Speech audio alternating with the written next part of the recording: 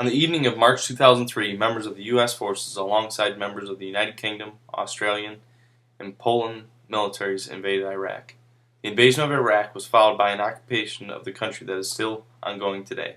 The invasion of Iraq and continuing Iraq war created much scrutiny on the Bush administration and has continually lacked both national and international support. Good evening.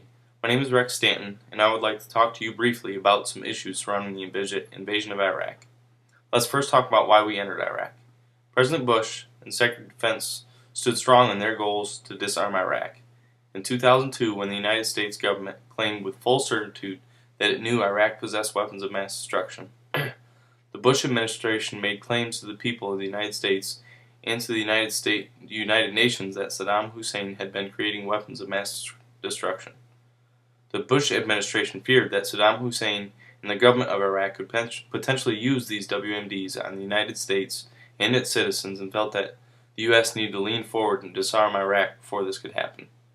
The Bush administration, in its war against Iraq, received much criticism because of the lack of proof about these WMDs. Thousands of students at more than 350 colleges and high schools walked out of classes and held rallies to protest a possible war with Iraq.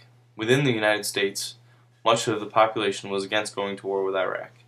There was not a widespread fear of the WMDs that the Bush administration had been discussing, rather a feeling that the goals of the Iraq war were economically and personally driven. Now let's talk about what was going on outside the U.S. Citizens across the globe were enraged by the idea of the United States going to a war with Iraq. On February 15, 2003, millions of people took to the streets in worldwide protests against an upcoming war in Iraq. Globally, about 10 million people demonstrated in at least 600 cities throughout the world. Citizens gathered and protested against the war in Iraq. The claim against the United States was that the purpose of the war in Iraq was economically based and that the war was for oil, not for the purpose of disarming Iraq and its WMDs. Many citizens of Iraq also rejected and continue to reject the idea of an occupying force in their country. In August 2003, Ahmed Manajid, a member of the remarkable Iraqi Olympic soccer team from Fallujah, declared, "If a stranger invades America and the people resist, does that mean they are terrorists?" Most Shiites and Kurds in Iraq had gladly accepted the removal of Saddam Hussein, but did not welcome another tyrant. Iraqis viewed the continual presence of U.S. troops as just another ruler.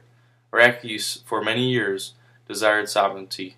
Saddam Hussein ruled very harshly and was quick to hand out lethal punishment. Even the Sunnis in Iraq, who were glad to see the removal of Saddam Hussein, did not welcome the United States occupation. For years, U.S. troops in Iraq have clashed with a sustaining insurgency inside the borders of Iraq due to their occupation of the country. The invasion of Iraq and persisting presence there by U.S. forces continues to face much opposition across the globe. The constant presence in Iraq has sustained many casualties, not only for the U.S., but also for innocent civilians within Iraq, which has only deepened resentment against the U.S. The reasons behind the initial invasions for Iraq may never be completely understood, but the resentment against the Bush administration and the U.S. for its decision will forever be remembered.